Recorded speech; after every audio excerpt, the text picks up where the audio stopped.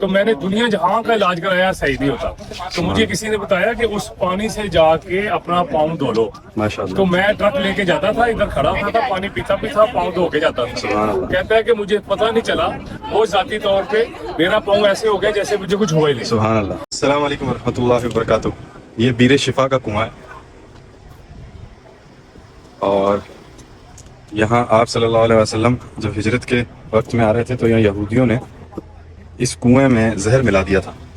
تو آپ صلی اللہ علیہ وآلہ وسلم نے اپنا لعاب دہن اس پانی میں ڈالا تھا, جس کے بعد یہ پانی شفا والا ہو گیا, اور الحمدللہ آج تک یہ پانی شفا بانٹ رہا ہے. اور پہلے دور میں ایسا ہوا کرتا تھا کہ کنویں ہیں نا, وہ کنویں یا تو کڑوے ہو جاتے تھے یا وہ سوکھ جایا کرتے تھے. تو الحمدللہ آپ صلی اللہ علیہ وسلم کی نسبت جس کنویں کے ساتھ جڑی ہوئی ہے, وہ کنواں آج تک نہ سوکھا ہے اور نہ ہی اس کا پانی کڑوا ہوا ہے. تو یہ بیر شفا کا کنواں ہے.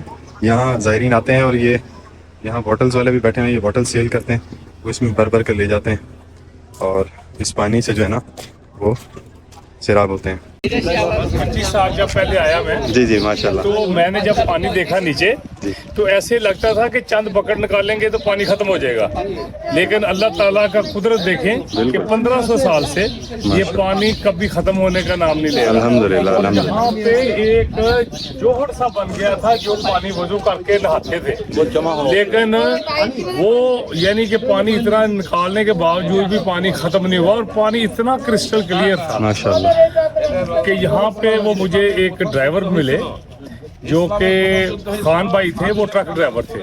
کہتا ہے کہ میرے پاؤں پہ زخم ہو گیا, تو میں نے دنیا جہاں کا علاج کرایا صحیح نہیں ہوتا. تو مجھے کسی نے بتایا کہ اس پانی سے جا کے اپنا پاؤں دھو لو.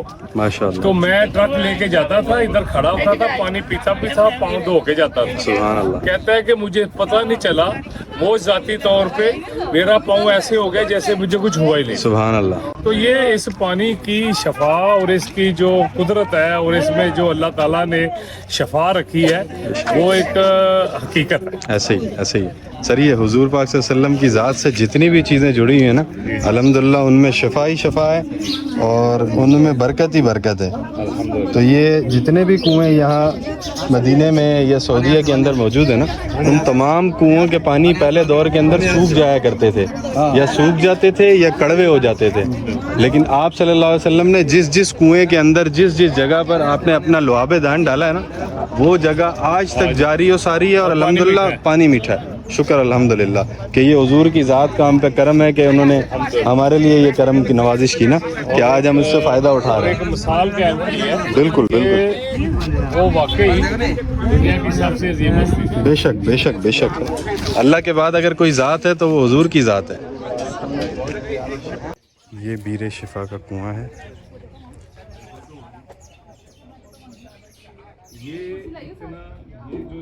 یہ ماشاءاللہ سے 1400 سال سے آج تک سب کو سیراب اور صحت یاب کر رہا ہے. یہ ماشاءاللہ بیر شفا کا کنواں ہے, جہاں آپ صلی اللہ علیہ وآلہ وسلم نے اپنا لعاب دہن ڈالا. پانی ختم, لیکن 1400 ایئر سے پانی ختم ہو گیا. بیر غرس مدینہ منورہ کے جنوب میں مسجد نبوی صلی اللہ علیہ وسلم سے تقریباً 4 کلومیٹر اور مسجد قباء سے تقریباً 1.5 کلومیٹر کے فاصلے پر واقع ہے.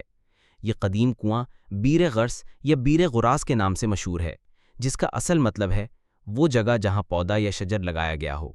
یہ کنواں مالک بن النحات نے کھودا تھا, جو صحابی حضرت سعد بن خیثمہ رحمۃ اللہ کے دادا تھے. ابو صادق کی ہجرت کے وقت بھی یہ کنواں اسی خاندان کے قبضے میں تھا.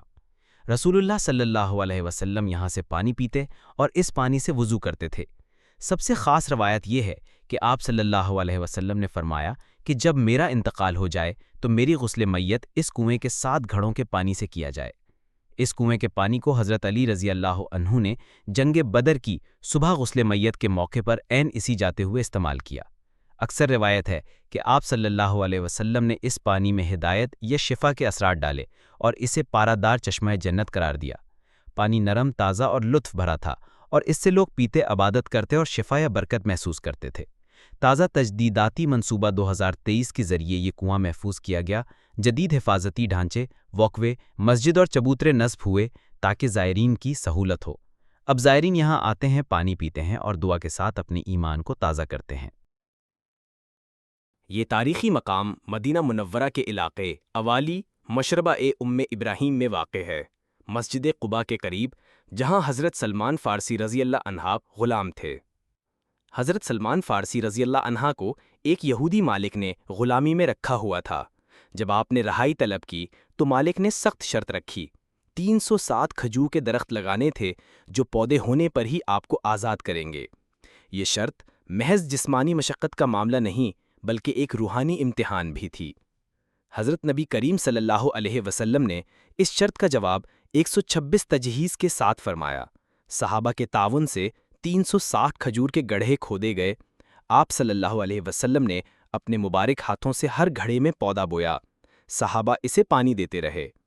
یہ زبانی داستان ایک حسین معجزے کی صورت میں رہ گئی۔ پودے فوراً نشوونما پا گئے اور کھجوریں دینے لگے۔ جتنے جلدی درخت جوان ہو گئے، یہ سب ہوا ایک دن میں۔ یہ واقعہ دیکھ کر مالک حیران رہ گیا اور نہ صرف حضرت سلمان فارسی رضی اللہ عنہ کو آزاد کر دیا بلکہ خود ایمان لے آیا۔ آج بھی وہ جگہ اسلامی تاریخی مقام کے طور پر محفوظ ہے۔ زائرین وہاں آ کر عبادت کرتے، پودوں کی برکت کا احساس کرتے ہیں۔ یہ داستان ایمان، کرم اور تقوی کی زندہ مثال ہے جس نے غلامی کو عزت میں تبدیل کیا۔ مدینہ منورہ کے شمال میں واقع یہ مقدس پہاڑ صرف ایک جغرافیائی مقام نہیں بلکہ ایمان، قربانی اور عشق رسول صلی اللہ علیہ وسلم کی علامت ہے۔ ایک دن رسول اللہ صلی اللہ علیہ وسلم نے جبل احد کو دیکھا اور فرمایا، احد ایک پہاڑ ہے جو ہم سے محبت کرتا ہے اور ہم اس سے محبت کرتے ہیں۔ صحیح بخاری۔ یہی پہاڑ غزوہ احد کے دن میدان جنگ کا گواہ بنا جب مسلمان 700 کی تعداد میں کفار کے 3000 کے مقابل صف آرا ہوئے۔ ابتدا میں مسلمان غالب رہے مگر تیر اندازوں کی نافرمانی کے بعد حالات بدل گئے۔ نبی کریم صلی اللہ علیہ وسلم زخمی ہوئے، دانت شہید ہوئے اور حضرت حمزہ بن عبد المطلب رضی اللہ تعالی عنہ شہید ہو گئے۔ جبل احد کے دامن میں زمین خون سے لال ہو گئی مگر ایمان اپنی جگہ مضبوط رہا۔ غزوہ احد کے بعد 70 سے زائد صحابہ کرام شہید ہوئے۔ سب سے نمایاں شہادت حضرت حمزہ بن عبد المطلب رضی اللہ عنہ کی تھی، جو نبی کریم صلی اللہ علیہ وسلم کے چچا اور رضائی بھائی تھے۔ حضرت حمزہ رضی اللہ عنہ کو دشمن نے نہ صرف شہید کیا بلکہ ان کا مسلح بھی کیا، یعنی جسم کو کاٹا گیا، جسے دیکھ کر نبی کریم صلی اللہ علیہ وسلم کی آنکھیں اشک بار ہو گئیں۔ آپ صلی اللہ علیہ وسلم نے فرمایا، میں نے کبھی کسی کو تم سے بہتر نام و نسب، سیرت و کردار اور محبت میں نہیں پایا ہے حمزہ۔ حضرت حمزہ کو جبل احد کے دامن میں دفن کیا گیا، ان کے ساتھ دیگر شہداء بھی اسی جگہ دفن ہیں۔ یہ قبرستان آج بھی شہدائے احد کے نام سے جانا جاتا ہے اور زیارت کا مقام ہے۔ یہاں ایک تختی پر سید الشہداء یعنی شہیدوں کے سردار لکھا گیا ہے، جو حضرت حمزہ کی عظمت کا اعلان ہے۔ مسجد قبلتین، دو قبلوں والی عظیم مسجد۔ ابتدا میں جب نبی کریم صلی اللہ علیہ وسلم مکہ سے ہجرت فرما کر مدینہ تشریف لائے تو نمازوں کا قبلہ بیت المقدس تھا۔ نبی کریم صلی اللہ علیہ وسلم کی دلی خواہش تھی کہ کعبہ کو قبلہ بنایا جائے۔ یہ دعا عرصے سے دل میں تھی۔ پھر ایک دن مدینہ کے محلہ بنی سلمہ میں موجود یہ مسجد، جو اس وقت عام نماز گاہ تھی، میں آپ صلی اللہ علیہ وسلم نے نماز ظہر ادا کرنا شروع کی۔ نماز کے دوران ہی اللہ تعالیٰ نے وحی نازل فرمائی، پس اب اپنا چہرہ مسجد الحرام کعبہ کی طرف پھیر دو۔ سورہ البقرہ آیت نمبر 144۔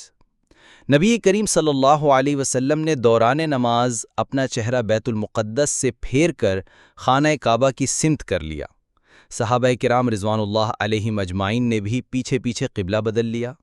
یوں یہ مسجد وہ واحد مقام ہے جہاں ایک ہی نماز میں دو قبلوں کی طرف رخ کیا گیا۔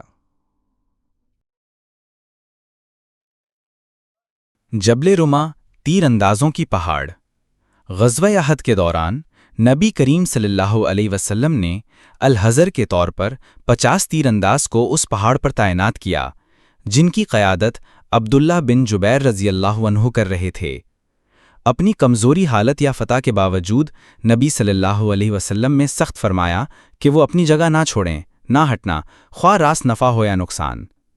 ابتدائی طور پر مسلمان غالب نظر آئے، البتہ جب مسلمان سپاہی مال غنیمت کے لیے اسے ترک کرنے لگے تو ان تیر اندازوں نے اپنی جگہ چھوڑ دی۔ یہی وہ لمحہ تھا جس نے مسلمانوں کو پیچھے دھکیل دیا۔ یہ واقعہ ہمیں اللہ کا حکم منوانے، نظم و ضبط اور حکمت عملی میں پابندی کا درس دیتا ہے۔ جب ایمان اور اتباع میں کمزوری آتی ہے تو فتح کو ہار میں بدلنا آسان ہوتا ہے۔ غزوہ خندق، غزوہ احزاب۔ مدینہ منورہ میں مسلمانوں کا اثر بڑھ چکا تھا۔ یہود کے قبیلے بنو نذیر اور مشرکین مکہ کو یہ گوارا نہ ہوا۔ انہوں نے مختلف قبائل سے اتحاد کر کے 10,000 افراد پر مشتمل لشکر تیار کیا تاکہ مدینہ پر چڑھائی کی جائے۔ اسی وجہ سے اسے غزوہ احزاب یعنی مختلف گروہوں کی جنگ کہا جاتا ہے۔ جب رسول اللہ صلی اللہ علیہ وسلم کو اتنے بڑے لشکر کی اطلاع ملی تو مدینہ کو دشمن کے حملے سے بچانے کے لیے ایک انقلابی منصوبہ اپنایا۔ مدینہ کے شمالی کنارے پر خندق کھودی گئی۔ یہ تجویز حضرت سلمان فارسی رضی اللہ عنہ نے دی تھی، جو ایرانی حربی چالوں کے ماہر تھے۔ خود نبی کریم صلی اللہ علیہ وسلم نے مزدوری میں حصہ لیا، پتھر توڑے، مٹی اٹھائی۔ صحابہ کرام نے تقریباً 5.5 کلومیٹر لمبی، 5 میٹر چوڑی اور 3 میٹر گہری خندق کھودی۔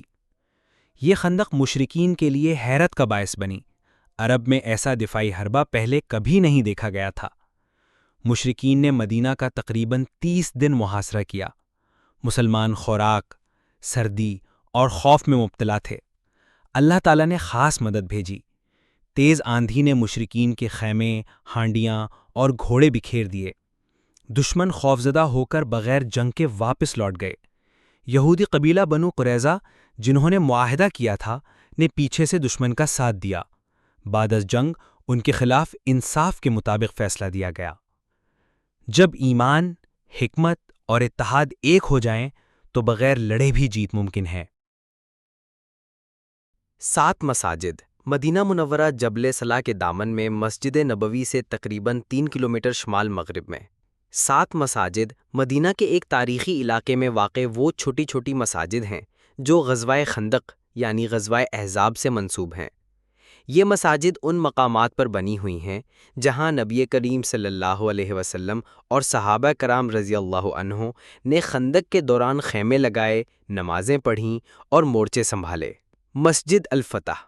کہا جاتا ہے کہ نبی کریم صلی اللہ علیہ وسلم نے یہاں 3 دن تک اللہ سے دشمنوں کے خلاف دعا کی۔ اس مقام پر آندھی بھیجی گئی تھی جس نے کفار کا لشکر منتشر کیا۔ مسجد سلمان فارسی۔ یہاں حضرت سلمان فارسی رضی اللہ عنہ کا مورچہ تھا۔ خندق کھودنے کی تجویز بھی انہی نے دی تھی۔ مسجد ابو بکر صدیق۔ حضرت ابو بکر رضی اللہ عنہ کے خیمے کا مقام، ایک سادہ مگر مقدس مسجد۔ مسجد عمر بن خطاب۔ حضرت عمر کے قیام گاہ کے مقام پر تعمیر، سادگی اور شان کا امتزاج۔ مسجد علی بن ابی طالب۔ یہاں حضرت علی کرم اللہ وجہہ کا مورچہ تھا۔ ان کی شجاعت غزوہ خندق میں مشہور رہی۔ مسجد فاطمۃ الزہرا۔ بعض روایات کے مطابق حضرت فاطمہ رضی اللہ عنہا کا مقام عبادت۔ یہ مسجد اب کم دیکھی جاتی ہے مگر بعض ذرائع اسے شامل کرتے ہیں۔ مسجد القبلتین کبھی کبھی شمار کی جاتی ہے۔ بعض مورخین 7 مساجد میں مسجد قبلتین کو بھی شامل کرتے ہیں، مگر اکثر اقوال کے مطابق اصل 7 مساجد غزوہ خندق سے متعلق ہیں۔ یہ مساجد ہمیں یاد دلاتی ہیں کہ ایمان، اخلاص اور دعا دشمن کے بڑے سے بڑے لشکر کو شکست دے سکتی ہے۔